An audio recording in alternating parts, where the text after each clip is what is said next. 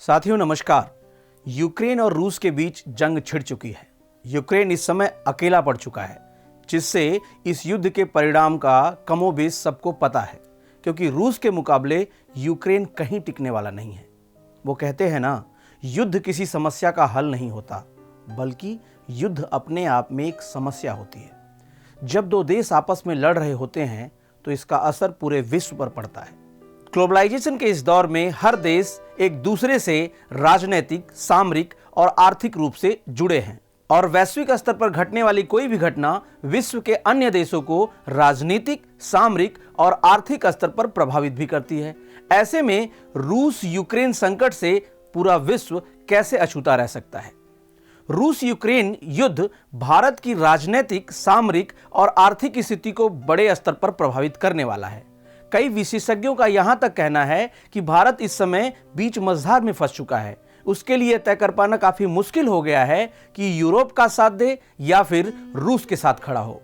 ऐसे में इस युद्ध में आज दोबारा गुटनिरपेक्षता की नीति को प्रासंगिक होते हुए देखा जा सकता है। रूस यूक्रेन के इस युद्ध के खबर का भारतीय शेयर बाजार पर ऐसा असर हुआ कि बाजार खुलते ही सेंसेक्स 1800 अंक गिर गया, जबकि निफ्टी में 500 अंकों की गिरावट दर्ज की गई।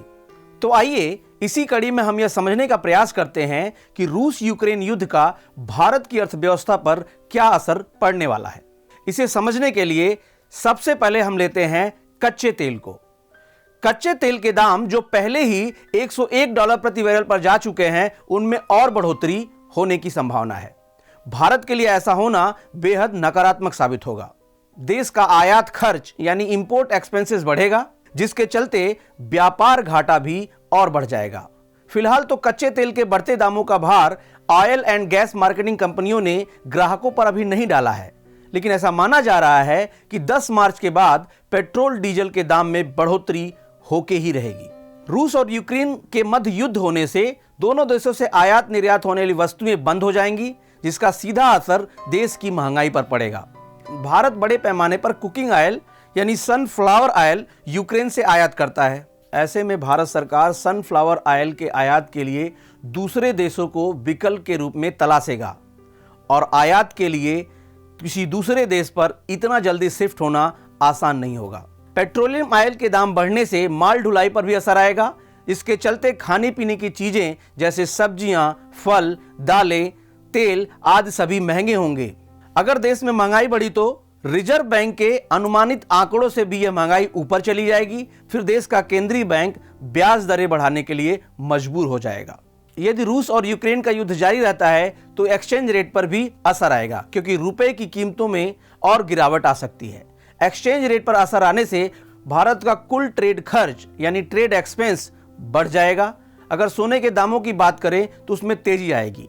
मल्टी कमोडिटी एक्सचेंज यानी MCX पर सोना 50,000 रुपए के पार पहुंच गया है, वहीं चांदी 64,552 के पार चला गया है, जो पिछले कुछ महीनों में सबसे ज्यादा बढ़ोतरी दर्ज की गई है। यह दिखाता है कि रूस और यूक्रेन के बीच बढ़ते संघर्ष का वैश्विक अर्थव्यवस्था पर व्यापक प्रभाव पड़ेगा। अगर क्रिप्टो करेंसी की बात की जाए तो यूक्रेन संकट से बिटकॉइन अपने निचले स्तर पर गिर गया है। कुछ विश्लेषकों के मुताबिक बिटकॉइन की कीमत $30,000 के नीचे तक आ सकती है। वहीं अन्य क्रिप्टो करेंसी में भी गिरावट आएगी। अगर यूक्रेन और भारत के साथ व्यापार की बात की जाए तो यूक्रेन के लिए भारत 15वां सबसे बड़ा निर्यात बाजार है। वहीं दूसरी ओर भारत के लिए यूक्रेन 23वां सबसे बड़ा एक्सपोर्ट मार्केट है। भारत में यूक्रेन के दूतावास की वेबसाइट पर उपलब्ध आंकड़ों के अनुसार 2020 में दोनों देशों के बीच $2.69 बिलियन का व्यापार हुआ। इसमें यूक्रेन ने भारत को $1.97 बिलियन का निर्यात किया, जबकि भारत ने यूक्रेन को $721.54 मिलियन का निर्यात किया। यूक्रेन भारत को खाने वाले तेल यानी एडिबल ऑयल, खाद यानी फर्टिलाइजर, आयरन, स्टील, प्लास्टिक और इनऑर्गेनिक केमिकल समेत न्यूक्लियर और बॉयलर जैसी जरूरी मशीनरी एक्सपोर्ट करता है। वहीं यूक्रेन भारत से मेडिसिन और इलेक्ट्रिक मशीनरीज खरीदता है। न्यूक्लियर रिएक्टर व बॉयलर के मामले में भारत के लिए रूस के बाद यूक्रेन सबसे बड़े सप्लायर में से एक है। इसकी आपूर्ति में बाधा आने से न्यूक्लियर एनर्जी पर भारत का काम धीमा पड़ सकता है। भारत यूक्रेन व्यापार की बात करें तो इस व्यापार में रूस हमेशा से अहम फैक्टर रहा है। पिछले कुछ सालों में भारत यूक्रेन के बीच व्यापार के ट्रेंड को अगर समझेंगे तो हमें यह पता चलता है कि यह रूस के साथ संबंधों के हिसाब से घटता बढ़ता रहा है। साल 2014 में क्रीमिया को लेकर यूक्रेन और रूस के बीच तनाव बढ़ने से पहले दोनों देशों का आपसी व्यापार $3 बिलियन से ज्यादा था।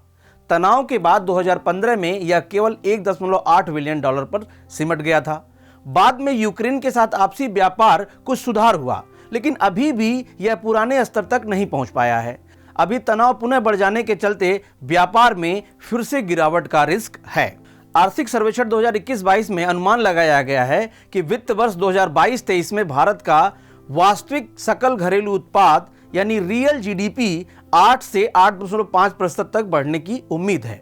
आर्थिक समीक्षा में विकास का यह अनुमान कुछ मान्यताओं पर आधारित है, जिसमें कहा गया है कि आगे कोई महामारी संबंधी आर्थिक व्यवधान नहीं होगा, एक सामान्य मानसून होगा, प्रमुख केंद्रीय बैंकों द्वारा वैश्विक तरलता की निगरानी मोटे तौर पर स्थिर रहेगी, तेल की कीमतें $70 से $75 प्रति बैरल रहेंगी और वैश्विक आपूर्ति श्रृंखला यानी ग्लोबल सप्लाई चेन में व्यवधान लगातार कम होंगे। लेकिन यूक्रेन संकट को देखते हुए ये सब स्थिति बनी रहे ऐसा नहीं लगता है। रूस और यूक्रेन के बीच युद्ध के कारण भारत के कुछ सेक्टर्स में एक्सपोर्ट के बढ़ने की भी संभावनाएं देखी जा सकती हैं। एक्सपर्ट का कहना है कि रूस और यूक्रेन पूरी दुनिया को गेहूं की सप्लाई करते हैं। युद्ध होने की स्थिति में भारतीय रुपए के मूल्य में गिरावट के कारण भारतीय पदार्थ विदेशों के लिए सस्ते हो जाएंगे। ऐसे में यूरोप के जो देश फूड ग्रेन के लिए यूक्रेन और रसिया पर डिपेंडेंट थे, भारत उनके लिए एक बेहतर विकल्प के रूप में सामने होगा। इससे भारत से गेहूं का निर्यात बढ़ जाएगा। इसी तरह कुछ केमिकल गुड्स और आयरन ओर की सप्लाई भी भारत की ओर से बढ़ सकती है। यह था इस युद्ध से भारतीय अर्थव्यवस्था पे होने वाले संभावित प्रभाव का विश्लेषण। लेकिन इसी के साथ हमारी एक अपील भी है कि युद्ध विश्व में कहीं नहीं होना चाहिए। ऐसे में डॉक्टर कुमार बिमलेन सिंह की 2 लाइनें मुझे याद आ रही हैं। उनके अनुसार, सबको बताया था मैंने कि इस साल भी मासूम कबूतर मरेंगे, चील आपस में लड़ने का दिखावा करेंगे और फिर बहुत ऊपर उड़ जाएंगे और उन्हें कुछ नहीं होगा। ऐसे ही विश्लेषणात्मक खबरों को देखने के लिए हमारे साथ जुड़े रहें और लोगों को भी जोड़ें। देखते रहें बातें यूपी की।